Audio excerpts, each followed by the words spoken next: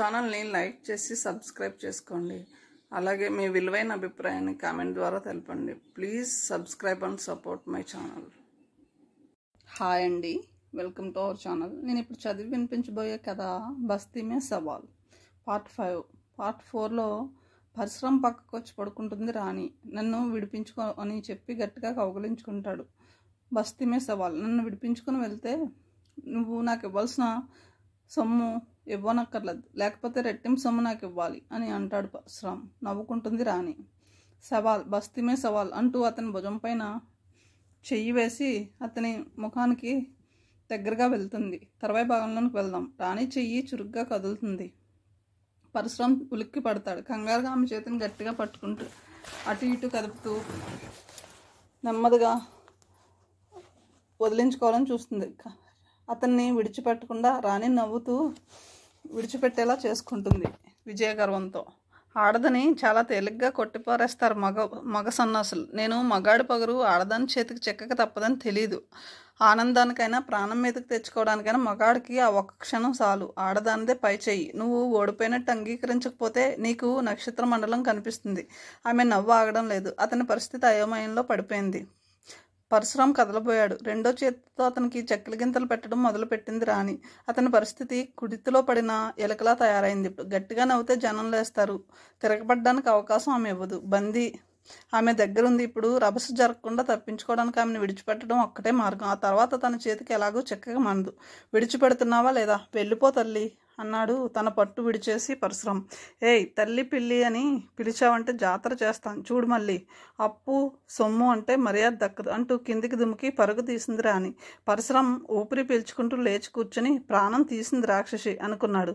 నేను అందుకే చెప్పాను, అది చాలా ముదురు కేసు. ఆ మాటలకి పరశురామ్ ఉలిక్కిపడ్డాడు. పక్కకి తిరిగి చూశాడు. కన్నయ్య. వాడెప్పుడు లేచి కూర్చున్నాడో. నువ్వెప్పుడు లేచావరా అడిగాడు పరశురామ్. అది నా దెబ్బ, ఇది నీ దెబ్బ అనుకుంటున్నారే అప్పుడు అన్నాడు కన్నయ్య.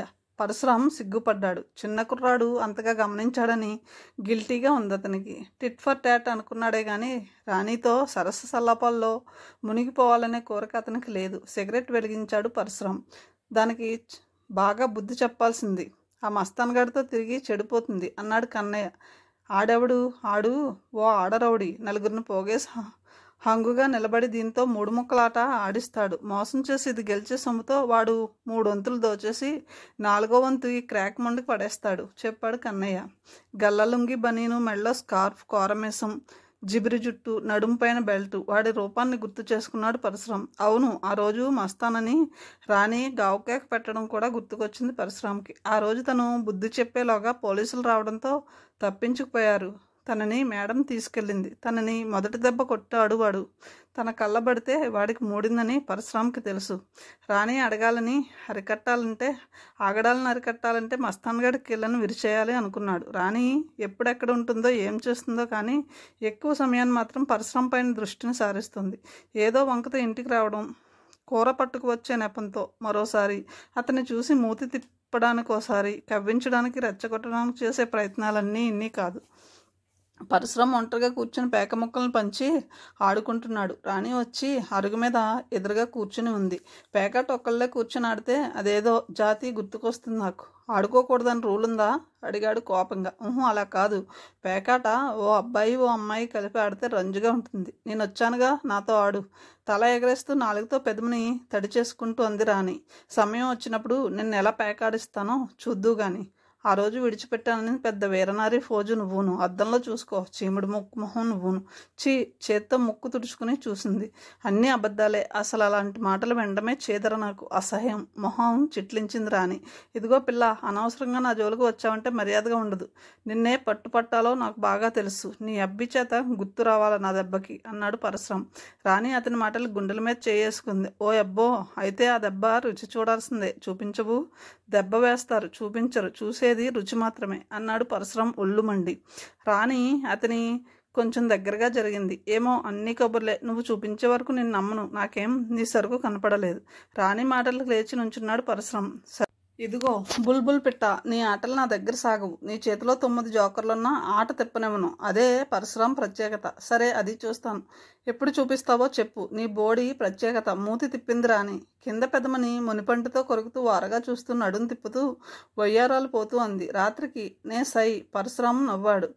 ఆ రోజులా దుప్పట్లో దూరి చూశానులే, ఏముంది అంతకంటే. సినిమాకి పోవడం మంచిది. ఆట ఆడదామని సినిమా అంటావేం? అసలు ఆట సినిమా నుంచే మొదలవ్వలా? నువ్వు చిరంజీవి, నేను విజయశాంతి. మొహాన్ని చేతుల్లో దాచేసుకుంది రాణి. పరశురాం ఆమె మీద ఒక్కటేశాడు. ఓసి, ఆశకి కోరికకి తమ్మకం లేదు. జేబులోంచి సిగరెట్ పెట్టి తీశాడు. దానిలో సిగరెట్లు లేవు. చిరాగ్గా దాన్ని విసిరి కొట్టాడు పరశురాం. రాణి వారగా చూసింది. అతను చేతుల్ని దులుపుకుంటున్నాడు. ఇప్పుడే వస్తాను. తుర్రున పరుగు పెట్టింది రాణి. ఉన్నట్టుండి ఆమె ఎందుకు వెళ్ళిపోయిందో అర్థం కాక చుట్టూ చూశాడు అతను.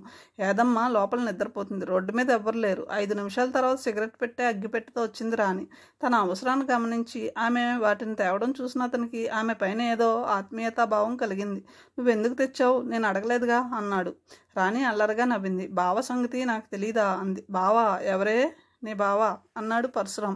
యాదమ్మ చెప్పిందిగా, నువ్వే నా పెద్ద బావని. అయితే బావకి సిగరెట్లు తెచ్చివ్వడంలో గొప్పేముంది? నీ దగ్గర పైసలు లేవు.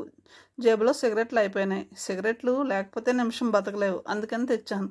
థ్యాంక్ యూ అన్నాడు పరశురాం ఆమె కేసు అభిమానంగా చూస్తూ. థ్యాంక్ యూ అన్న మాటకి రాణి మనసు ఉప్పొంగిపోయింది. అదేదో చాలా గొప్ప మాట అన్న భావం కలిగింది రాణికి. సిగరెట్ వెలిగించి అడిగాడు, మరి సినిమాకి డబ్బులు? రాణి కిసుక్కుని నవ్వింది. పైసలదేముంది భావన, ఆ ఏర్పాటు నేను చేసుకుంటాలే. సినిమా టికెట్లకు 10, రిక్షాకి 10, డ్రింకులకి 10, మొత్తం 30 కావాలి. ఈలోగా చిన్న పట్టానంటే సొమ్మే సొమ్ము. అసలు ఇంత కష్టపడి సినిమాకి ఎందుకు? పైగా 30 రూపాయలు ఖర్చు చెబుతున్నావు అన్నాడు పరశురాం. రాణి మాట్లాడలేదు. కన్నయ్య కష్టపడి తెచ్చే 5 రూపాయలతో అమ్మని నన్ను పోషిస్తున్నాడు రాణి. నువ్వు పెట్టబోతున్న సినిమా ప్రోగ్రాం ఖర్చుని మన కన్నయ్య గాడు వారం రోజులు కాయ కష్టం చేస్తే సంపాదిస్తాడు. వాడి రెక్కల కష్టం పైన ఆధారపడి నేను అంత సొమ్ము నీతో ఖర్చు చేయించలేను అన్నాడు పరశురాం. రాణి అతని మాటలని తేలికగా కొట్టి పారేసింది. కన్నయ్య గాడు పిచ్చి సన్నాసి కాబట్టి రెక్కల ముక్కలు చేసుకుంటున్నాడు. ఆడు నా అసిస్టెంట్గా చేరితే సొమ్మే సొమ్ము. పరశురాం సూటిగా రాణి కళ్ళల్లోకి చూశాడు. తా చెడ్డ కోతి వనమెల్ల చేర్చిందని సామెత. అలా ఉంది నీ ఆలోచన. వాడి బతుకు వాడిని బతకనివ్వు మహాతల్లి. నేను కూడా 2 రోజుల్లో ఏదన్నా పని చూసుకుంటాను. పేక ముక్కలను కలుపుతూ అన్నాడు పరశురాం. కొత్త పేక తేనా అడిగింది రాణి. వద్దు అన్నాడు. రాణి నీ మొహంలాగే ఉంది ఆ పేక కూడా. పోలీస్ పేక. పడి నవ్వడం మొదలుపెట్టింది. అతని కళ్ళు ఎర్రగా మారినాయి. ఆమె చేతిని గట్టిగా పట్టుకున్నాడు పరశురాం. ఇది పాత పేక కాదు రాణి. ఈ పేకలో ఉన్న ప్రతి ముక్క వెనుక రాసి ఉన్న విషాద గాథ నీకు తెలీదు. ఊహ తెలుస్తున్న పసితనంలోనే నా గుండెల్ని చితి మంటలను రగిలించింది విధి. ఈ మంటలు రగిలి నాలోని అగ్నిపర్వతం పేలి లావాలా. నా శత్రుకూటమి అంతం కావాలి. ఈ పేక నా కర్తవ్యాన్ని నెరవేర్చుకోవడానికి అనుక్షణం నాలో పగని గుర్తు చేస్తుంది. అందుకే ఈ పేక ముక్కలు ఎప్పుడూ నాతోనే ఉంటాయి. రాణి విస్మయంగా చూసింది అతన్ని. నేనేం అడిగాను, నువ్వేం చెప్పావు? నాకేం అర్థం కాలేదు అని బుర్రని గోక్కుంది. సాయంత్రం తయారుగా ఉండు, సినిమాకి పోదాం అంది తిరిగి. సినిమాకి ఎందుకే అన్నాడు పరశురాం. ట్రయల్ పార్టీతో మన ప్రేమ మొదలవ్వాలని అని దౌడు తీసింది రాణి. పరశురాం ఆమె మెటలు కులిక్కిపడ్డాడు. ఏదో పెనుగాలి వీచినట్టు, ఉరిమినట్టు, కొండ శిఖరం మీద విరిగి మీద పడ్డట్టు అతని కళ్ళ ముందు అనూష రూపం మెరుపులా మెరిసింది. అనూష అనూష అనూష అనూష అంటూ 2 చేతులతో చెవులను గట్టిగా మూసుకున్నాడు పరశురాం. అతని కళ్ళ నుంచి 2 కన్నీటి బొట్లు రాలిపడినాయి. అనూషని తన కలుసుకునే రోజెంతో దూరంలో ఉంది. అరచేతుల్లో మొహాన్ని దాచేసుకున్నాడు అతను. చేతిని రాణి నడుము మీద వేస్తూ సర్దుకు కూర్చోవడానికి ప్రయత్నిస్తూ అన్నాడు పరశురాం. ఆటోలో వెళ్తే పోయేది. ఈ డొక్కు రిక్షా ఎక్కించి ప్రాణం తీస్తున్నావు. నెత్తికి టాపు తగులుతోంది. రాణిగారికి ఎగిరి మొహం పైన పడుతున్న తల వెంట్రుకలను చేత్తో వయ్యారంగా వెనక్కి తోస్తూ నవ్వింది. 10 రోజుల నుంచి కంటున్న కలిది అంది. అంటే నీతో కలిసి రిక్షాలో ఎక్కి సినిమాకి వెళ్ళాలని అని నడుము పైన ఉన్న అతని చేతిని కొంచెం లాగి పొట్టపైకి చేర్చింది. దాంతో అతను మరింత ఒదిగి కూర్చోవలసి వచ్చింది. ఇప్పుడు బాగుంది కదూ అడిగింది రాణి. నీ మొహంలా ఉంది. నా మొహానికేం అంది మూతి తిప్పుతూ. దెబ్బరొట్టి మొహం. ఉష్, దెబ్బరొట్టి అని తెలిస్తే ఆ మాటే అనేవాడివి కాదు అంది. కానీ కొంచెం అతన్ని దగ్గరగా జరుగుతూ. నేను కూర్చోలేను, దిగి నడుస్తాను అన్నాడు పరశురాం. ఆ పని మాత్రం చేయకయ్యా. రిక్షాలో దగ్గరగా కూర్చోవచ్చని నాకెంతో బాగుంది. సమ్మగా అనిపించడంలే అతని చెవిని కొరికింది రాణి. సమ్మగానే ఉంది. సీటుని గౌలీ కూడా బస్సు డిపోలా పెంచేశావు. నీ సీటు మీద 4 బస్సులు వచ్చి బస్సులెందుకు? మధ్యలో ఆ పనేదో నువ్వే చేయొచ్చు. అప్పుడే నీకు బ్యాండ్ బాగా వాయిస్తాను. హే, అన్నీ కబుర్లే. పోనీ ఎప్పుడో చెప్పొచ్చుగా, ఎదురు చూస్తూ కూర్చుంటానంది రాణి. బాబు పిలిచాడు రిక్షావాడు. పానకంలో పుడకలా నీ గొడవ ఒకటి విసుక్కుంది రాణి. ఏమిటి అడిగాడు పరశురాం కాస్త సర్దుకొని కూర్చుని. ఎలక్షన్లు ఎప్పుడొస్తాయి బాబు అడిగాడు రిక్షావాడు. ఇదివరకు 5 ఏళ్ళకోసారి వచ్చాయి, ఇప్పుడు 6 నెలలకి సంవత్సరానికి కూడా జరుగుతున్నాయి. ఇక ముందు రోజు జరిగినా ఆశ్చర్యపోనక్కర్లేదు చెప్పాడు పరశురాం. నేను కూడా ఎలక్షన్లో నించోవాలనుకుంటున్నాను ఈసారి. రిక్షావాడి మాటలకు బాంబు పడినట్టు ఉలిక్కి పడ్డాడు పరశురాం. ఏయ్ ముసలి, కళ్ళు కాంపౌండ్కి వెళ్ళొచ్చావా ఏంటి అంది రాణి. రిక్షా ఆగిపోయింది. ఆపావెందుకు అడిగింది రాణి. ఏం మహారాణి, నేను ముసలి పీనుగులాను కళ్ళు కాంపౌండ్కి వెళ్ళొచ్చినట్టు కనిపిస్తున్నానా నీకు? నేను కూటి కోసం రిక్షా లాగడం లేదు, ప్రజాసేవ కోసం తొక్కుతున్నాను. నాకు తోచిన సేవ నేను చేస్తున్నాను. Yadagiri. Father of Anjibabu engineer, Srisailam I Yadagiri. Father of Kalidasu doctor, Visakhapatnam I Yadagiri. Father of Spandana TV artist. ఓరిని చేదస్తం పాడుగాను, ఇంజనీరు కొడుకుని డాక్టర్ కొడుకుని పెట్టుకుని ఇదేం పనయ్యా నీకు అంది రాణి. I Yadagiri independent. నేను ఎలక్షన్లో నెగ్గి తీరాల, గెలిస్తే అందరికీ ఫ్రీగా రిక్షాలు ఇప్పించేస్తా. యాదగిరి గంభీరంగా నవ్వుతున్నాడు. నించుంటే నించున్నావు కానీ ఇండిపెండెంట్గా మాత్రం పోటీ చేయకు, ఎలక్షన్ జరగకుండా ఆపాలంటే చంపేస్తారు చెప్పాడు పరశురాం. యాదగిరి నవ్వాడు. మనది ముదురుకేసే బాబు, అట్టంటాటికి భయపడను. వెనక కాస్త బనీన్ పైకెత్తి చూడు, బాంబు దెబ్బలు తిన్న ఒళ్ళే. నువ్వు నీ మొగుడు మాత్రం నాకే ఓటేయాలి తల్లి. నా మొగుడా నోరు తెరిచింది రాణి. నీ పక్కన కూర్చుని నీ నడుం చుట్టూ చేతులేసినాడు నీ మొగుడు కాకపోతే ఎవరమ్మా? నేను చెప్పనా నీకు? పరశురాం నవ్వుతుంటే అతని చెంప మీద గిల్లింది రాణి. త్వరగా పోనీ, సినిమా టైం అయిపోతుంది అన్నాడు పరశురాం. యాదగిరి రిక్షా ఎక్కి తొక్కడం మొదలుపెట్టాడు. ఏయ్ ఏమిటి అడిగాడు. ఎవరైనా చూస్తే మనని అలా అనుకుంటారా సిగ్గుగా అడిగింది రాణి. ఎలా? అదే అలా, మొగుడు పెళ్ళాలని. అలా అని ఏమీ భ్రమపడకు, ఎక్కడో కొట్టుకొచ్చిన సరుకు అనుకుంటారు చెప్పాడు పరశురాం. నిన్ను రిక్షాలోంచి దొర్లించేస్తాను అంది రోషంతో. పెళ్ళయ్యాక కొత్తలో నేను మా ఆవిడ కూడా ఇలాగే కీచులాడుకునే వాళ్ళం అన్నాడు యాదగిరి. నువ్వు నోరు మూసుకుని రిక్షా తొక్కు అరిచింది రాణి. దాంతో రిక్షా కాస్త స్పీడ్ ఎక్కింది. సినిమా హాల్ దగ్గర రిక్షా ఆగింది. రిక్షాకి డబ్బులిచ్చి పరశురాం చేతిని పట్టుకుని ముందుకు నడవబోయిందల్లా ఎవరో చేయి పట్టి లాగితే ఆగిపోయింది రాణి. మస్తాన్ నోట్లో చీటీని వివరంగా అటు ఇటు తిప్పుతున్నాడు. ఏంట్రా, ఏం కావాలి అంది. ఏయ్ నిన్న కాక మొన్న బస్తీలో అడుగుపెట్టినా వీడిని రిక్షా ఎక్కి మరీ సినిమాకి వచ్చావు అన్నమాట వీడితో. నా ఇష్టం ఏసడింపుగా అంది రాణి. నీ ఇష్టమే కాదనడంలా, లేకపోతే నన్ను ఎక్కనిస్తావా? వాడి మోజులో పడిపోయి బిజినెస్ మీద చిన్న చూపు అయిపోయింది నీకు. సినిమా రేపు చూడొచ్చు పద, ఊరికి కొత్తలా ఉన్నారు కొడుకులు, ఓ పట్టు పడితే అంతా సొమ్మే అన్నాడు మస్తాన్. నేను రాను అంది రాణి కోపంతో. ఏయ్ చెప్తుంటే చెవికెక్కడం లేదా? ఈయన చూసుకుని ధీమా పోతున్నావేమో, తిప్పి కొడితే బస్తీ సెంటర్లో పడతాడు అంటూ రాణి చేయి పట్టుకుని లాక్కెళ్ళబోయాడు. చెయ్యెదులు విదిలించింది రాణి. విడిచిపెట్టకపోతే అన్నాడు మస్తాన్. ఆ మాట పూర్తి కాలేదు. పరశురాం కాలు మెరుపు వేగంతో కదిలింది. విరిగిపోతుంది అంతే అన్నాడు పరశురాం. అమ్మో అరిచాడు మస్తాన్. ఇంకో దెబ్బ తగిలిస్తే గోల్కొండలో పడతావు. రాణిని ఇంకెప్పుడు బిజినెస్కి పిలవకు. ఇక రాణి రోడ్డుపైన నీ కోసం, నీ లాభం కోసం ఆట ఆడదు. పిచ్చి వేషాలు వేయడానికి ప్రయత్నిస్తే డొక్కలు ఓడదీస్తాను ఈసారి అని రాణి చేతిని పట్టుకుని సినిమా హాల్లోకి నడిచాడు పరశురాం. అమ్మవారి జాతర కోసం ఉత్సాహంగా సన్నాహాలు చేస్తున్నారు బస్తీ జనం. గుడికి రంగులు వేశారు. రంగు దీపాలను రోడ్డుకి ఇరువైపులా తోరణాలుగా కట్టారు. బస్తీలో చిన్న పెద్ద ఆడమగ అందరూ ఆనంద డోలికల్లో తేలిపోతున్న సమయంలో పెద్దగా మోత చేస్తూ ఓ జీపు, దాని వెనకే ఓ వ్యాను వచ్చి ఆగినాయి. ఆ వాహనాలను చూడగానే బస్తీ జనంలో కలకలం, భయం, ఆందోళన కలిగాయి. మీనన్ మనుషులు వచ్చారు రోయ్ అరిచారెవరో. అంతే, జనం అటు ఇటు పరిగెత్తసాగారు. వ్యాన్లోంచి 15 మంది రౌడీలు మారణాయుధాలతో క్రిందికి దుమికి ఇళ్లపై పడ్డారు. దొరికిన వాళ్ళని చేతుల్లో ఉన్న ఆయుధాలతో కొడుతున్నారు.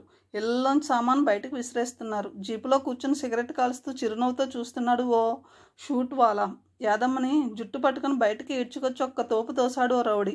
ఆ విసురుకి నడు రోడ్డు మీద పడింది యాదమ్మ. ఆగండి! ఉరుము ఉరిమినట్లు, పిడుగు పడినట్లు, భూమి దద్దరిల్లినట్లు వినబడిన గర్జనకి దుండుగులు ఆ సూటువాలా కూడా క్షణం పాటు నివ్వెరపోయారు. రోడ్డు మధ్యలో పడి ఉన్న గుడ్డిదాన్ని లేవనెత్తి కూర్చోబెట్టి నడుం మీద 2 చేతులు పెట్టుకుని నిలబడ్డ అతని కేసి తీవ్రంగా చూశారు దుండుగులు. ఎవరు వారు? తీవ్రంగా వచ్చిన ప్రశ్నకి మొహామొహాలు చూసుకున్నారు వాళ్ళు. మేమెవరమో తెలీదా బే నీకు? మీనన్ గారి మనుషులం అన్నాడు సూట్వాలా విలాసంగా ముందుకొస్తూ. ఎవడా మీనన్? కంచులా మోగింది పరశురాం కంఠం. హాయ్, మా బాస్ని ఎవడంటావా? వీణ్ణి లేపేండ్రా ఆజ్ఞాపించాడు సూట్వాలా. బస్తీ జనం సోద్యం చూస్తున్నారా తప్ప ఎవ్వరూ ముందుకు వచ్చే సాహసం చేయలేకపోతున్నారు. మీనన్ మనుషులు ఎలాంటి కిరాతకానికైనా పాల్పడతారని జనానికి తెలుసు. రౌడీలు పరశురాం చుట్టుముట్టారు. బాబు, రామయ్య, జాగ్రత్త. తండ్రి, ఆ రౌడీలతో వద్దు బిడ్డ, వచ్చే యాదమ్మ రోధిస్తుంది. పరశురాం నిటారుగా నిలబడ్డాడు. శరీరంలోని శక్తిని కళ్ళల్లోకి చేతుల్లోకి తెచ్చుకున్నాడు. మెరుపు వేగంతో గాలిలోకి ఎగిరి ఒక పాదంతో సూటువాలా గడ్డం పైన కొట్టాడు. సూటువాలా కెవ్వు నరిచి కింద పడిపోయాడు. రెండో పాదం ఓ రౌడీ మెడను తాకింది. చెట్టు కూలినట్టు కూలిపోయాడు వాడు. రెండు అరచేతులతో ఒక స్ట్రోక్తో 6 మందిని మొహాలు అప్పడాలయ్యేలా కొట్టాడు. బాప్రే అరిచాడో రౌడీ. పరశురాం విజృంభణ చూస్తే బస్తీ జనం కూడా కర్రలు పట్టుకొచ్చి రౌడీలను కొట్టడం మొదలుపెట్టారు. దాంతో రౌడీలకి పరిస్థితి పూర్తిగా అర్థమైంది. ఇంకా అక్కడే ఉంటే ఎంత రొంపులోకి దిగిపోవాల్సి వస్తుందో తెలుసుకుని పలాయనం చిత్తగించసాగారు. సూటువాలా కూడా వాళ్ళతో పాటు పరిగెత్తాడు. జనం అక్కడే ఉన్న వ్యాన్కి నిప్పు పెట్టారు. అందరూ పరశురాంను ఎత్తుకుని ఈలలు, అరుపులు, కేకలతో ఆనందాన్ని వ్యక్తం చేసుకుంటున్నారు. ఈ ఏళ్ళ నుంచి నేను నీ శిష్యుణ్ణి అన్నాడు మస్తాన్. నేను కూడా, నేను జనంలో ఉత్సాహం. యాదమ్మ తడుముకుంటూ వచ్చింది. బిడ్డా, అమ్మా పరశురాంని దగ్గరకు తీసుకుని ముద్దాడింది. బిడ్డా, వాళ్ళు కిరాతకులరా, వాళ్ళతో ఎందుకురా గొడవ నీకు? అన్యాయాన్ని చూస్తూ ఊరుకోమంటావమ్మా? ఆ మీనన్ గాడి మనుషులు ఈ బస్తీ మీద మెరుపు దాడి చేస్తూనే ఉంటారు బిడ్డ. ఇవన్నీ ఖాళీ చేయించి భూమిని ఆక్రమించాలని సంవత్సరం నుంచి వాడి ప్రయత్నం. నువ్వు వాడి ఆగడాలపైన దెబ్బ కొట్టావు. దెబ్బతిన్న పాము కాటేయడానికి చూస్తుంది బిడ్డ, జాగ్రత్త అంది ఆవేదనతో. పరశురాం నవ్వాడు. ఎలాంటి పాము కూరలను ఎలా పీకాలో బాగా తెలుసమ్మా. బస్తీ జనం కలిసికట్టుగా ఉంటే ఆ మీనన్ గాడి బాబు కూడా ఏం చేయలేడు. నేను వాడి ఆగడాలని సహించను అన్నాడు పరశురాం. ఏమో, ప్రాణభయంతో చచ్చిపోతున్నాం అందో వృద్ధురాలు. పరశురాముడి దెబ్బ రుచి చూసేనా వాళ్ళు బస్తీలోకి రావడానికి కలేజా ఉండక్కర్లేదు అత్త అంది రాణి మెచ్చుకోలుగా. రాణి జబ్బ మీద చేయి వేశాడు పరశురాం. దరివేయడం కూడా రాదు అంటూ పరుగు తీయబోయింది రాణి. గబాలను పట్టుకుని రాణి చెవిలో చెప్పాడు, చేతులతో మొహాన్ని కప్పేసుకుని అంటూ రాణి. పరశురాం రచ్చబండ దగ్గర సిగరెట్ వెలిగించాడు. బస్తీలోని ఆడమగ చిన్న పెద్ద అందరూ అక్కడ చేరారు. బాబు, నువ్వే అడ్డుపడకపోతే ఆ నా కొడుకులు ఇల్లన్నీ కూలగొట్టేవాళ్లే అన్నాడు బస్తీ లీడరు చలమయ్య ఆవేదనతో. పరశురాం అతని కేసి నిశితంగా చూశాడు. తాత, నువ్వు ఈ బస్తీకి చెట్టు లాంటి వాడివి, లీడర్వి. నీ మనుషులకి కష్టసుఖాల్లో ఆసరాగా నిలబడాల్సిన వాడివి. ఇలాంటి రౌడీ మూకలు వచ్చి పడినప్పుడు ఎదిరించలేకపోతే కనీసం పోలీసులకైనా రిపోర్ట్ ఇవ్వచ్చు కదా అడిగాడు. చలమయ్య ఏదో చెప్పబోయే అంతలో ఓ స్త్రీ ముందుకొచ్చింది. ఆ మీనన్ గాడికి బోల్డు డబ్బుంది బాబు. ఆ డబ్బుతో మనుషులను కొంటాడు వాడు. పెద్ద పెద్ద నాయకులు వాడి మాట వింటారు. పోలీసులు కూడా వాడి మాటే వింటారు బాబు. ఆ రౌడీలు ఇలా మా మీద విరుచుకుపడే సమయంలో పోలీసులు కనీసం స్టేషన్లో కూడా ఉండరు చెప్పిందామె. వాడి మనుషులు ఇక్కడికి వచ్చి మమ్మల్ని కొట్టి భయపెట్టి ఇళ్లలో సామాను బయటపడేసి పోతుంటారు బాబు అన్నాడు చలమయ్య. అలా చేస్తే వాళ్ళకేం లాభం అడిగాడు పరశురాం. ఇక్కడ జనాన్ని భయభ్రాంతులను చేస్తే కొన్నాళ్ళకి ఇల్లు వదిలేసి అమ్ముకుపోతామని బాబు. అంటే మీరు ఇక్కడ ఉండడం మీనానికి ఇష్టం లేదా? అది కాదన్నా, ఇక్కడ ఏవో ఆకాశం మేడలు కట్టాలని వాడి ప్రయత్నం చెప్పాడు శ్యామరావు అనే కుర్రాడు. పోలీసులకు చెప్తే ఏం చేశారు అడిగాడు పరశురాం. చలమయ్య బాధగా నవ్వాడు. అంతా అయిపోయాక వచ్చి చూసిపోతారు. కంటి తుడుపు కోసం ఆ రౌడీ నాయాలను గుర్తుపట్టమంటారు. మీనన్ గాడి చేతుల్లో లొత్తులు బాబు. వాడిచ్చే పైసలను చూసుకుంటారే కానీ ఈ పేద జనం ఏమైపోతే ఎవరికి కావాలి? ఓట్ల సమయం వస్తే నాయకులు వస్తారు, కబుర్లు చెప్తారు, బుజ్జగిస్తారు, కౌగులించుకుంటారు, సారా పోయిస్తారు. మా ఓట్లే బాబు ఈ నాయకులకు కూడి పెట్టేది, పదవిని కట్టబెట్టేది. మా బతుకులను బయట పెడితేనే కానీ బాబు ఓ నాయకుడు దింపి మరో నాయకుడు పదవిలోకి వెళ్ళేది. ఏదో సామెత చెప్పినట్టు పేదవాడి నవ్వు పెదవికి చేటని. ఎవడి కోపం వచ్చినా బలైపోయేది పేదోళ్లే బాబు. చలమయ్య చెమరుస్తున్న కళ్ళతో చూస్తున్నాడు. ఈ స్థలాలకి పట్టాలు లేవా తాత? పరశురాం తీవ్రంగా ఆలోచిస్తూ అడిగాడు. చాలామందికి ఉన్నాయి బాబు. కాస్తో కోస్తో డబ్బు మా మొహాన్ని పాడేసి మమ్మల్ని గెంటి వేయాలని మీనన్ గాడి యోచన. అంటే పోలీసులు నాయకులు కూడా మనకు సాయపడరు అంతేనా? అంతే బాబు అంది మరియమ్మ. పరశురాం సిగరెట్ పొగని గుండెల్లోకి పీల్చి వదిలాడు. ఇప్పుడేం చేయాలో నువ్వే ఆలోచించు బాబు, చదువుకున్నాడు అంది గోవిందమ్మ అనే వృద్ధురాలు. అన్న ఉన్నాడు, మనకేం భయం లేదు అన్నాడు ధీమాగా కన్నయ్య. అన్న దెబ్బ రుచి చూసినోడిని నేను చెబుతున్నా. అన్న దెబ్బంటే గోల్కొండ అబ్బా అనాలి, మనకి ఫికర్ లేదు అన్నాడు మస్తాన్. పోరా తాగుబోతు, నా నీ మాటల్లో ఎవరు నమ్ముతారు అంది రాణి. అన్న నీ గుప్పిట్లో ఉన్నాడని ఎగరమాకు. అన్నకి చెప్పి నీ పొగరు దించేస్తాను. మస్తాన్ పక్కనే ఉన్న గవీస్ ఖాన్ అన్నాడు. పోయి పూలమ్ముకోక నీకు రాజకీయాలు ఎందుకు రాపోపో అంది రాణి గవీ ఖాన్ని. రాజకీయాలు నాకు కొత్త కాదే జిల్జిల్. అన్న నా ముందు నుంచుంటే ఆ నా కొడుకుని కైమా కొట్టి పారేస్తాను. రాణి కోపంగా చూసింది. ఒరే సన్నాసి, ఎవడరా నీకు అన్న 50 ఏళ్ళు కిందెట్టుకొని పట్టుమని 25 ఏళ్ళు లేని హీరోని అన్నంటున్నావు అంది. చలమయ్య నవ్వాడు రాణి మాటలకు.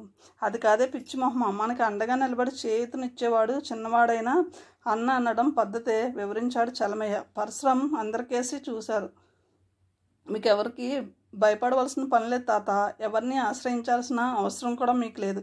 మీ శక్తిని మీరు గ్రహించండి. ప్రతిఘటన ఉందని తెలిస్తే శత్రువు వెనకంజ వేస్తాడు.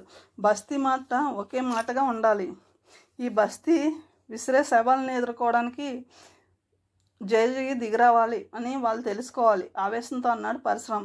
గోవిందమ్మ అడుగు ముందుకేసంది. మాకు ఇన్ని మాటలు చెప్పావు బాబు, కానీ నీ అండ లేకపోతే మాకు ధైర్యం చాలదు. నువ్వు ఈ బస్తీలోనే ఉండిపోతావా బాబు? పరశురాం గుండె నా మాటలు చాలా సున్నితంగా తాకాయి. నిజమే, వాళ్ళకి తను ఆరిందాల నాయకుల్లా పెద్ద హీరోలా ఇన్ని మాటలు చెప్పాడు. తను ఈ బస్తీలో ఎన్నాళ్ళు ఉంటాడు? బస్తీలో జనాన్ని తాటిపైకి తేగలిగాడు. ధైర్య సాహసాలు నూరిపోయగలిగాడు. వాళ్ళలో ఉత్సాహాన్ని కలిగించాడు. తను వెళ్ళిపోతే తిరిగి వీళ్ళ పరిస్థితి ఏమిటి? అసలు తనుండి మాత్రం ఏమన్నా చేయగలడా? మొండి ధైర్యం, సాహసం అదే అతని ఆస్తిపాస్తులు. వాళ్ళకి తను కావాలి. యాదమ్మ కర్ర పట్టుకుని తడుముకుంటూ ముందుకొచ్చింది. నా బిడ్డ ఇంకెక్కడికి వెళ్తాడే గోవిందమ్మ? ఏదో పని చూసుకుని మా దగ్గరే ఉండిపోతాడు. అవును, అన్న ఇక్కడే ఉండాలి అరిచాడు కన్నయ్య. పరశురాం కళ్ళల్లో నీరు తిరిగింది. వాళ్ళెవరు తానెవరు? చాలా కాకతాళీయంగా అక్కడికి చేరాడు తను. ఈనాడు వాళ్ళ అభిమానం, ప్రేమ, వాత్సల్యం అతన్ని కట్టి పడేస్తున్నాయి. ఏ రామయ్య తండ్రి, మా దగ్గర ఉంటావా బాబు? ఓ పెద్ద అడిగాడు.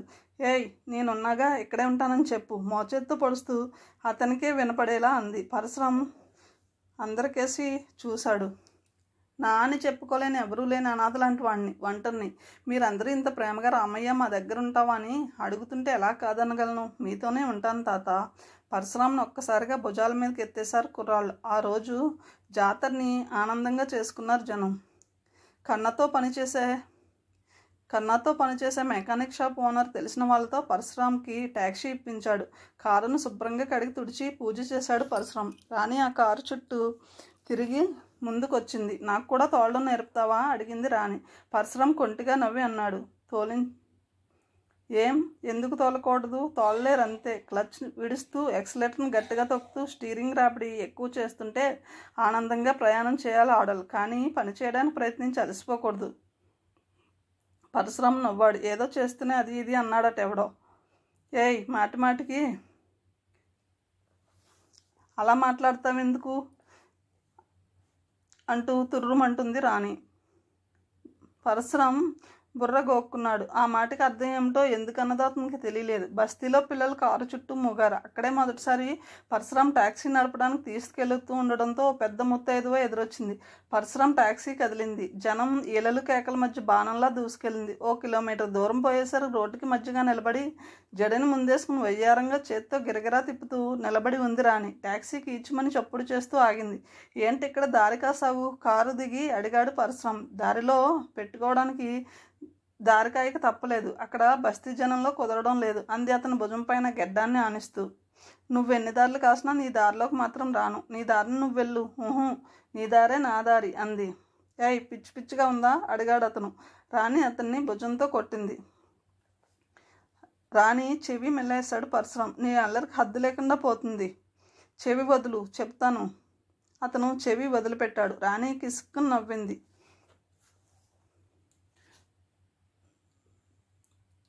ఓసిని ఇంకా నయ్యం. గవిజ్కన్ అనలేదు. రాణిని ముద్దు పెట్టుకోబోయాడు. రాణి 2 గజాల దూరం పరిగెత్తి ఆగింది. రాత్రయ్యాక వస్తాను అని కన్ను గీటి చేతిని ఆనించి కొడుతున్నట్లు చూపించి రోడ్డు పక్క చెట్లలోకి పరుగు తీసింది రాణి. దీనికి టాక్సీ స్టాండ్లో కారు ఆపి దిగి నుంచున్నాడు. అక్కడున్న మిగిలిన డ్రైవర్లు, క్లీనర్లు అతని వివరాలన్నీ అడిగి తెలుసుకున్నారు. టాక్సీ బిజినెస్లో ఎప్పుడెలా ఉండాలో అనుభవం గడించిన ఓ డ్రైవర్ చెప్పాడు. వాళ్ళు ఇంకా తనను కొత్తవాడిగా చూడకుండా తమలో ఒకటిగా కలుపుకోవడంతో చాలా ఆనందం కలిగింది పరశురాంకి. టాక్సీని ఆనుకుని నుంచున్న పరశురాం కళ్ళు ఓ యువతిని ఆకర్షించాయి. ఆమె ఓ షాప్లోంచి బయటకు వస్తుంది. సాంప్రదాయ సిద్ధంగా ఉంది. ఆమె అతని మేనమామ కూతురు ఊర్మిళ. ఆమె నగరంలోనే ఉంటుందా? ఎందుకు వచ్చినట్టు? ఊర్మిళకు పెళ్ళయిందా? ఎన్నో ఆలోచనలు ఆ ఒక్క క్షణంలో. ఆమెను చూడగానే ఎంత ప్రాణం లేచి వచ్చిందో. కళ్ళల్లో నీరు సుడులు తిరిగింది. గుండెల్లో ముళ్ళు దిగినట్టు అనిపించింది. తనంటే ఊర్మిళకి ప్రాణం. ఓ అడుగు ముందుకేశాడు. ఊర్మిళ అని పిలిచాడు. ఆమె వెనక్కి తిరిగి చూసింది. ఎంతమందిలో ఉన్నా ఆ పిలుపు ఎవరిదో తెలుసు అన్నట్టుగా చూసింది ఊర్మిళ. ఇద్దరి కళ్ళు క్షణం పాటు కలిశాయి. ఇద్దరిలోనూ ఏదో ఉద్వేగం. పరిగెత్తుకెళ్ళి అతని గుండెలపైన వాలిపోవాలని అనిపించింది ఆమెకు. ఆమెను గుండెలకు హత్తుకుని ఊర్మిళ బాగున్నావా అని అడగాలనిపించింది అతనికి. అదే సమయంలో సూట్లో ఉన్న ఓ వ్యక్తి ఊర్మిళ పక్కకు వచ్చి పద అన్నాడు.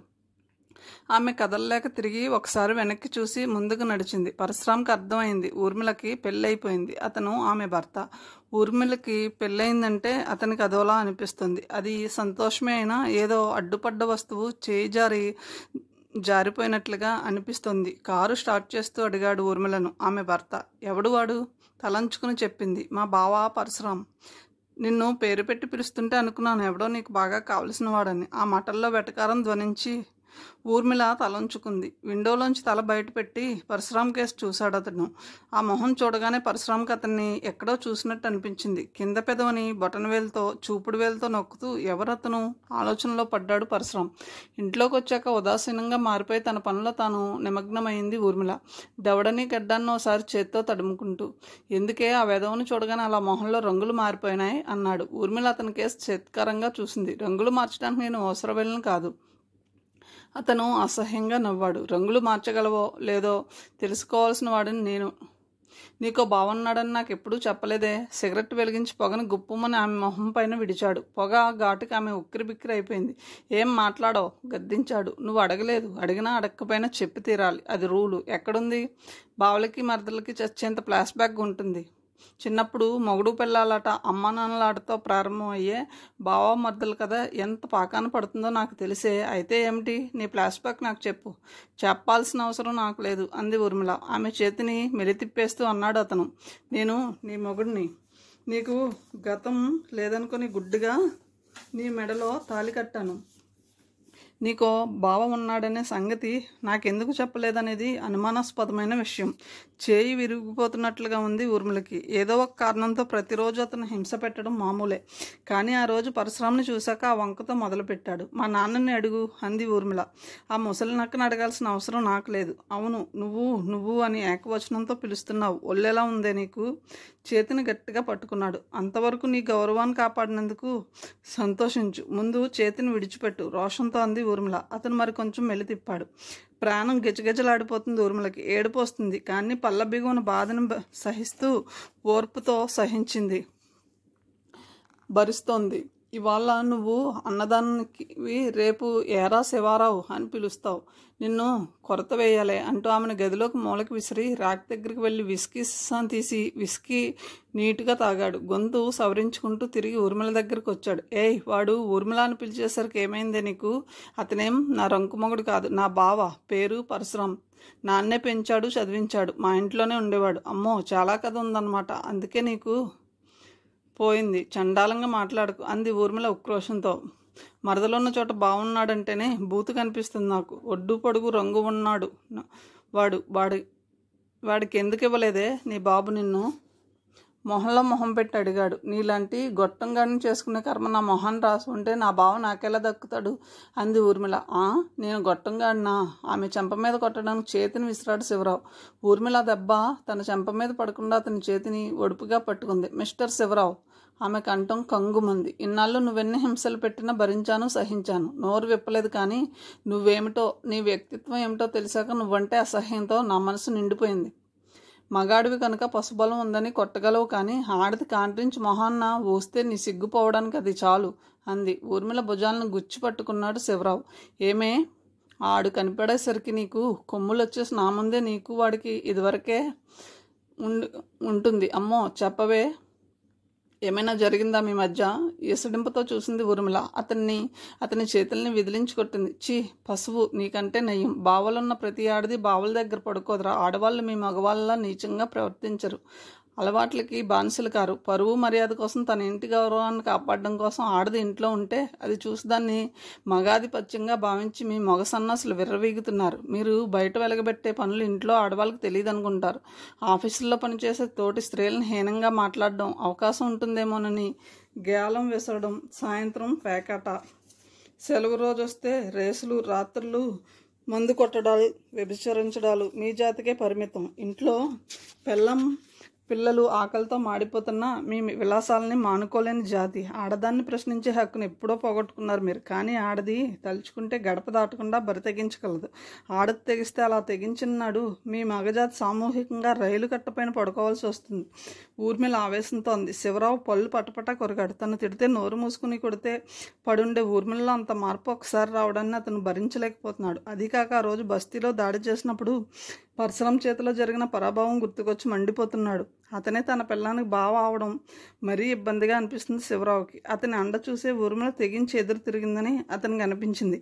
మొగుడైనంత మాత్రాన అయిన దానికి కాని దానికి భార్యను హింసించమని ఎక్కడైనా రాసి ఉందా? నేను అడిగితే నీకు చెప్పడానికి సమాధానమే ఉండదు.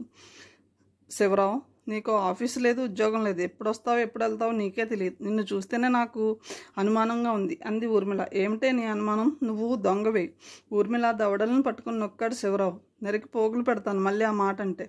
ఆమె తీవ్రంగా చూసింది. అయితే హంతకుడివో స్మగ్లర్వో అయి ఉంటావు. ఆమె జుత్తు పట్టుకున్నాడు శివరాం.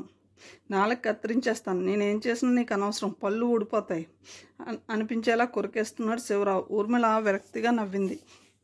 చూడు శివరావు, నీతో పెళ్ళి నాకు ఇష్టం లేదు. నాన్న బెదిరింపుకి లొంగిపోయి నీ ముందు మెడ వంచాను. నువ్వు 3 ముళ్ళు వేసిన క్షణంలోనే నేను చచ్చిపోయాను. నాకు ఈ బతుకు మీద మమకారం లేదు. నేను ఏ క్షణంలోనైనా చావడానికి సిద్ధంగా ఉన్నాను. నువ్వు నన్ను చంపుతావని నరుగుతావని నాకు భయం లేదు. కానీ నీకు తెలుసా, నీలాంటి వెధవ చేతిలో చావడం నాకు ఇష్టం లేదు. నా బావకి నీ గురించి తెలిసిన మరుక్షణం నిమిషాలని లెక్క పెట్టుకోవాలి నువ్వు అంది ఊర్మిళ. శివరావు పెళ్ళుమని నవ్వాడు. వాడు నాలాంటి హంతకుడేనన్నమాట. కాదురా ఫూల్, నా బావ దేవుడు.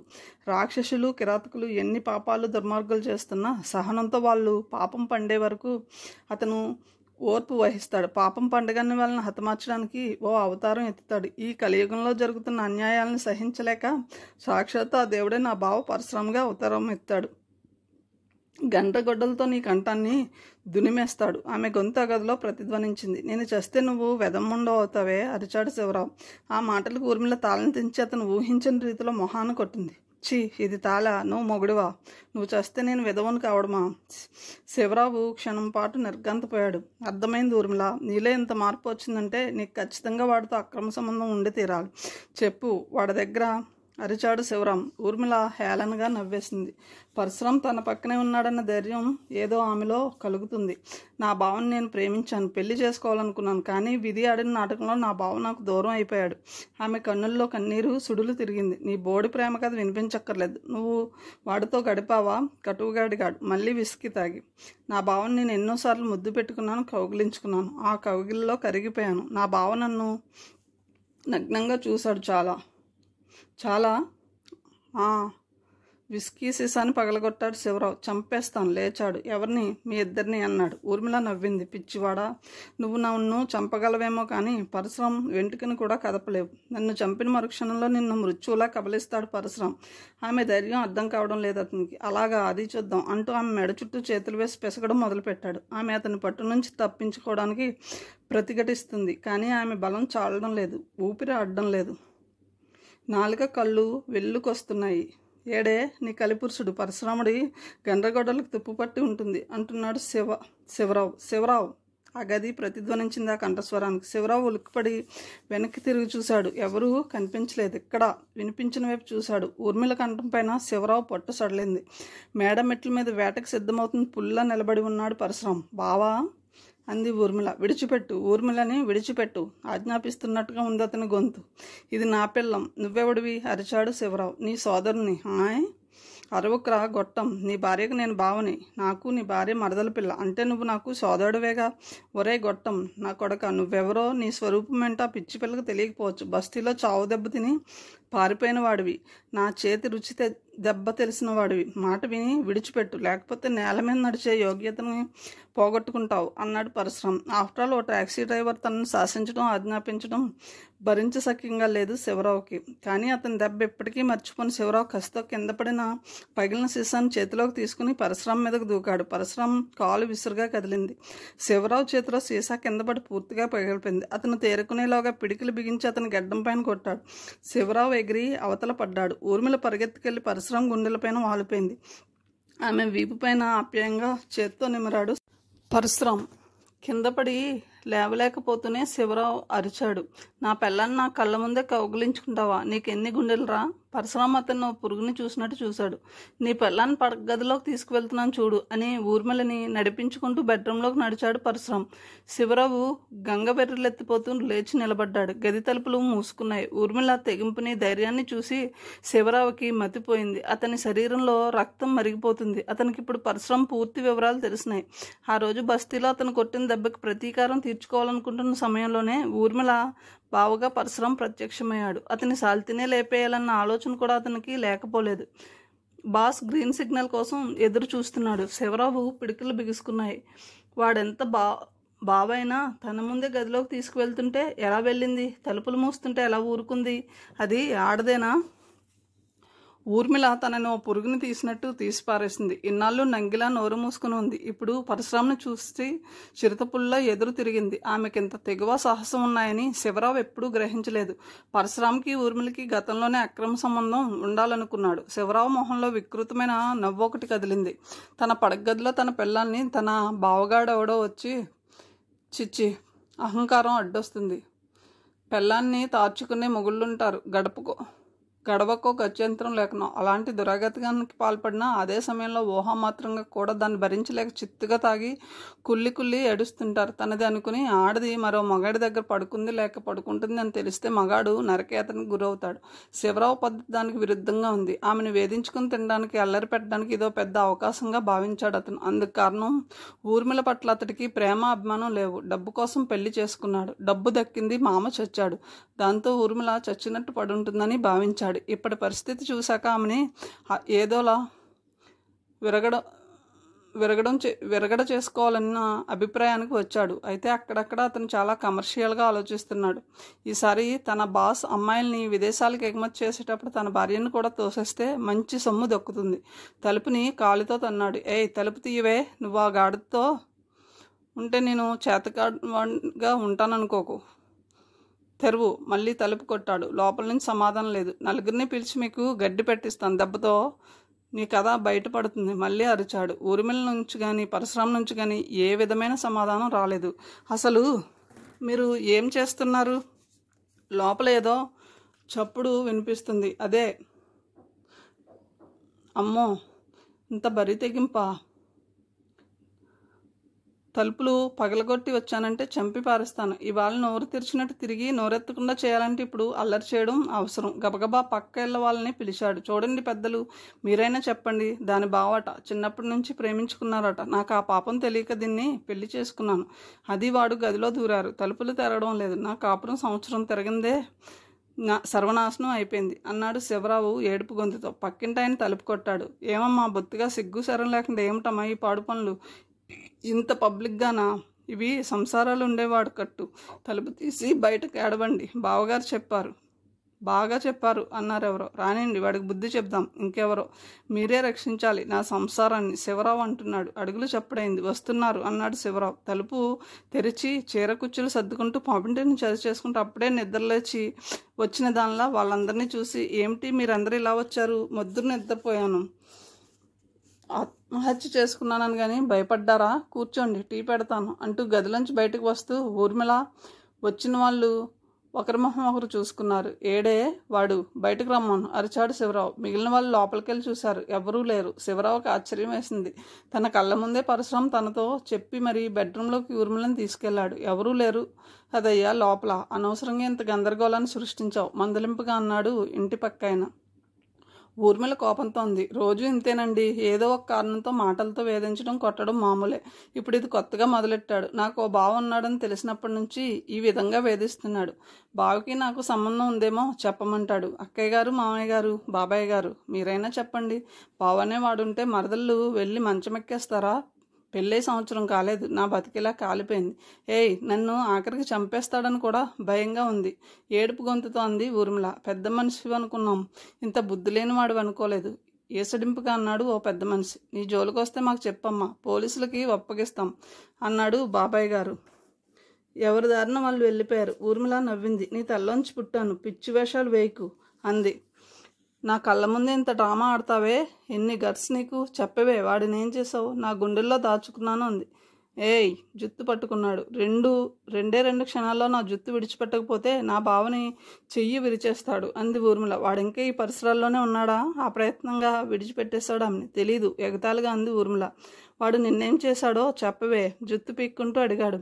చీ, అలాంటివి ఎవరైనా చెప్పుకుంటారా అంది ఊర్మిళ సిగ్గుని అభినయిస్తూ. కొరడాతో కొట్టినట్లు అనిపించింది శివరావుకి. నువ్వు ఆడదానివేనా, లేక నువ్వు ఏమనుకున్నా నాకు బాధ లేదు తీవ్రంగా అంది. అడుగు ముందుకేసి కోపంగా ఆమె మొహంలోకి చూస్తూ అడిగాడు. నీ మొగుడినే నేను, ఆ మాత్రం గౌరవం కూడా లేదా నీకు? కట్టుకున్నవాడు వెధవని తెలిసాక ఏ ఆడదానికి గౌరవం ఉండదు. సంఘంలో పరువు కోసం నీతో ఉంటున్నా తప్ప నువ్వంటే రవ్వంత అభిమానం కూడా నాకు లేదు. వేసిన తలుపులు వేసినట్టే ఉన్నాయి, కిటికీలోంచి పారిపోవడానికి వీల్లేదు.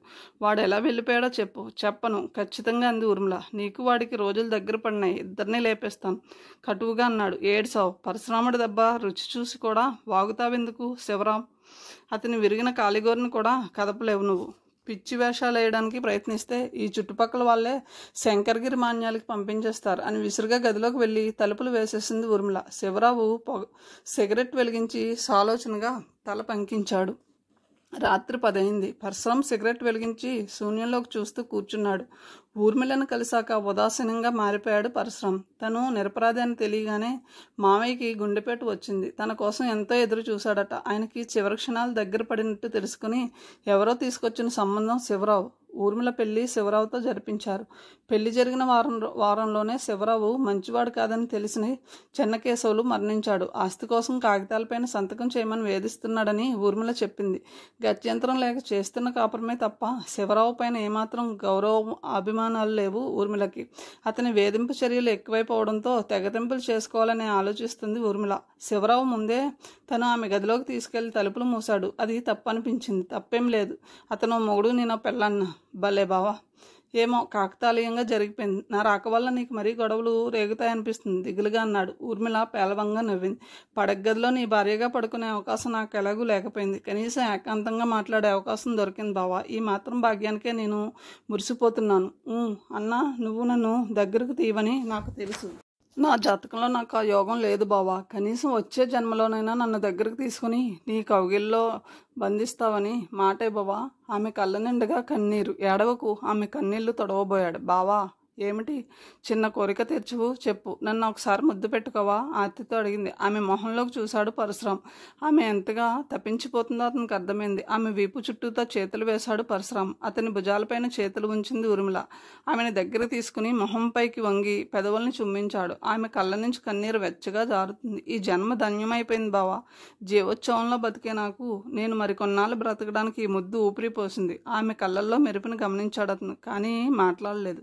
బావా, నువ్వు వెంటనే వెళ్ళిపో. అతను మనని అల్లరి పెట్టడానికి ప్రయత్నిస్తున్నాడు, చుట్టుపక్కల వాళ్ళని పిలుస్తున్నాడు అంది తలుపు తీసి. పరశురాం ఊర్మిళ కేసు ఒక్కసారి చూసి గదిలోంచి బయటకు నడిచాడు. వెంటనే ఊర్మిళ తలుపులు వేసేసుకుంది. అతను ఎవరికీ కనిపించకుండా తప్పించుకు వచ్చేశాడు. సరస్వతి కేసు విత్డ్రా చేసి అసలు విషయం అనుషకు చెప్పి ఉంటుంది. అనుష కూడా తన విషయంలో తొందరపడినందుకు బాధపడి ఉంటుంది. కానీ రణధీర్ బతికుంది చనిపోయింది తెలియలేదు. కన్నయ్య వీధి నల్లా కింద స్నానం చేసి వచ్చాడు. అన్నం తిందిగాని రా అన్నా అన్నాడు. నువ్వు బట్టలు వేసుకు వస్తాను చెప్పాడు. రాణి చిన్న గిన్నెతో వచ్చింది. ఏం కూర తెచ్చావు అడిగాడు పరశురాం. రాణి మూతి తిప్పింది. ఊర పిచ్చుకలను వేయించి తెచ్చాను. ఊర పిచ్చుకలా? అవును, నువ్వు అని కన్నుగీటి కూరగిన్నె గట్టె మీద పెట్టి పరిగెత్తింది రాణి పగలబడి నవ్వేస్తూ. పరశురాం గిన్నె పట్టుకుని లోపలికి నడిచాడు. ఊరపిచ్చుకల కూర నువ్వే తిను, నాకొద్దు అన్నాడు కన్నయ్య. పరశురాం నాలుగు కరుచుకున్నాడు. మళ్ళీ ఎప్పుడొచ్చిందో గుమ్మంలో నుంచుని రాణి నవ్వుతుంది. రాత్రి బాగా పొద్దుపోయింది. కన్నయ్య ఇంకా ఇంటికి రాలేదు. అరుగు మీద కూర్చుని పేక ముక్కలను షఫుల్ చేస్తూ పంచుతూ ఆడుతున్నాడు. రాణి అతనికి ఎదురుగా కూర్చొని అతను ఆడే విధానాన్ని గమనిస్తుంది. గురువు, నీ చేతిలో ఇంత విద్య పెట్టుకుని ఎప్పుడు ఏడుస్తూ ఏడుస్తూ నువ్వు ఉంటావెందుకు, నువ్వు నేను కలిస్తే ఓ చక్రం తిప్పొచ్చు అంది రాణి. పరశురాం సిగరెట్ పొగను గుప్పమని విడిచిపెట్టాడు. జోదంలో డబ్బు సంపాదించాలనుకుంటే లక్షలు సంపాదించేవాడిని రాణి, కానీ నాకు ఆ లక్షల కంటే ముఖ్యమైన పనులున్నాయి. రాణి నవ్వింది. డబ్బే ఉంటే బోడి పనులంతసేపు గురు. నిజమే, నేను ఓ జంతువు లాంటి మనిషిని వేటాడి చంపబోతున్నాను. ఆ జంతువు కోసం నిరంతరం నా కళ్ళు అన్వేషిస్తున్నాయి రాణి. రాణి ఉలిక్కిపడింది. ఓలమ్మో, కళ్ళు తాగావా గురు? మనిషిని చంపడం అంటే కోడిని కోయడం అనుకుంటున్నావా? గుండెలపైన చేయి తీసుకుంది రాణి. అవును, నేను హంతకుని నవ్వుతాను, ఉరికంబం ఎక్కుతాను. అతను చాలా నిర్లక్ష్యంగా అన్నాడు. ఏం గురు, ఉన్నట్టున్నంత సీరియస్ అయిపోయావేమిటి అడిగింది. పరశురాం నిశ్చితంగా ఆమె మొహంలోకి చూశాడు. నేను సీరియస్గా నిజమే చెప్తున్నాను రాణి. రాణి తన 2 చేతుల్ని అతని మోకాలపై వేసి గడ్డాన్ని ఆ చేతులపైన ఆనించింది. నన్ను ఎందుకు అలా రెచ్చగొడుతున్నావు? నీకేమన్నా అయితే నాకెట్టా? ఆమె గొంతులో చెప్పలేనంత దిగులు, మొహంలో విచారం ఆ మసక వెలుతురులో స్పష్టంగా కనిపిస్తుంది. అందుకే చెప్తున్నాను రాణి, ఆశలు పెంచుకోవద్దు, కాస్త కఠినంగా అన్నాడు సిగరెట్ వెలిగిస్తూ పరశురాం. అతని మాటలు కొరడా పెట్టి కొట్టినట్టయింది రాణికి. దాంతో ఆమె దిగ్గున లేచి నుంచింది. ఆమె చిగురుటాకులా కంపించిపోతుంది. ఆమె కదలికల్ని పరశురాం గమనిస్తూనే ఉన్నాడు. నా మనసుకి దగ్గరగా వచ్చిన మొదటి మగాడివి నువ్వే గురు. ఆశల్ని కలిగించావు. నువ్వే నా ఊపిరిగా నేను భావిస్తున్నా. ఈ సమయంలో మొగ్గని తుంచినట్టు తుంచడానికి ప్రయత్నించుకు రామయ్య. ఆమె కంఠంలో వణుకు అదురు. రాణి, అతను ఆతృత నిండిన గొంతుతో పిలిచాడు. కళ్ళెత్తి చూసింది. ఆ కళ్ళల్లో నీరు సుడులుగా తిరగడం అతను చూశాడు. నేను నిన్ను ప్రేమించానని చెప్పానా అడిగాడు. విస్మయంగా చూసింది రాణి. మనది ప్రేమో కాదో గుండెల మీద చేయి వేసుకుంటే ఆ స్పందనే చెప్తుంది రామయ్య. ఇది ప్రేమ కాకపోతే అసలు ఈ ప్రపంచంలో ప్రేమ లేనట్టు. ఇది ప్రేమ అని నోటితో చెప్పకపోయినా కళ్ళు చెప్పేస్తాయి తీవ్రంగా అంది రాణి. పరశురాం పేలవంగా నవ్వాడు. నీ చిలిపితనంతో నాకు దగ్గరయ్యావు. నా స్నేహితునిగా నిన్ను చేరదీశాను. స్నేహానికి ప్రేమకి తేడా తెలుసుకోలేక పడ్డావేమో రాణి. రాణి పిచ్చిగా చూసింది అతనికేసి. ఎంత తెలివిగా చెప్పావు రామయ్య. ప్రేమంటే నాకు తెలిసింది ఇంతే కావచ్చు. నీది ప్రేమ కాదన్నావు, కానీ నాది ప్రేమే. నాకు ప్రేమించడమే తెలిసింది. నీకు తెలుసా, మగాడు ప్రేమిస్తే అతన్ని ఆడది కన్నెత్తి కూడా చూడకపోతే మగాడు పిచ్చివాడైపోతాడు. అదే ఆడదాని ప్రేమను మగాడు అదునుగా తీసుకుంటాడు. ఆ ప్రేమకి ఆత్మల్ని గుర్తించడు. అందుకేనేమో ఈ ప్రేమ గొడవల్లో భరించేది ఆడది, దులుపుకుపోయేది మగాడు అంటాడు. అవును గురు, నువ్వు మాలా గుడిసెల్లో పుట్టిన వాడివి కాదు, దొరబిడ్డవే అని నాకు తెలుసు. ఏ కారణాల వల్ల మాలో వచ్చి కలిసావు. నీ మీద ఆశల్ని పెంచుకోవడం నాదే తప్పు కదూ. ఆమె వెక్కి వెక్కి ఏడుస్తుంది. ఆమె మాటలు చర్నాకోల దెబ్బల్లా తగిలాయి పరశురాంకి. అతనికి ఊర్మిళ గుర్తుకొచ్చింది. ఆమె తనని ఎంతగా ప్రేమించిందో పరశురాంకి తెలుసు. అనూష ప్రేమలో పడిన తను ఊర్మిళ మనసుని గ్రహించలేకపోయాడు. మేనమామ కూతురుగా అభిమానించాడు, ప్రేమించడమే తప్ప ప్రేమ సెగ మాత్రం ప్రేమించలేడు. ఆమె పెళ్ళైనట్టు 2 రోజుల క్రితమే తెలిసింది. ఆమె నిప్పుల సెలయేట్లో కొట్టుకుపోతున్నట్టు కూడా తెలుసుకున్నాడు. ఊర్మిళ బతికేమైపోతుందో అనే ఆందోళన, ఆవేదన అతన్ని నిర్వీర్యం చేస్తోంది. ఆమెని ఆదుకోవడానికి తను తప్ప వేరే ఎవ్వరూ లేరు. అవసరం అనిపిస్తే శివరావుతో తెగతెంపులు చేయించాలనే ధోరణితో ఉన్నాడు అతను. ఇకపోతే అనూష. ఇద్దరూ ప్రేమించుకున్నారు. తను ఆమెని కొద్ది రోజుల్లో కలుసుకోబోతున్నాడు. కానీ చిత్రాతి చిత్రమైన బంధనాల్లో ఇరుక్కున్నాడు అతను. ఈ బంధనాలను తెంచుకొని శత్రువు కంఠాన్ని నులిమి అందరికీ శాశ్వతంగా దూరం అవబోతున్న తనకి ప్రేమ బంధం ఏమిటి?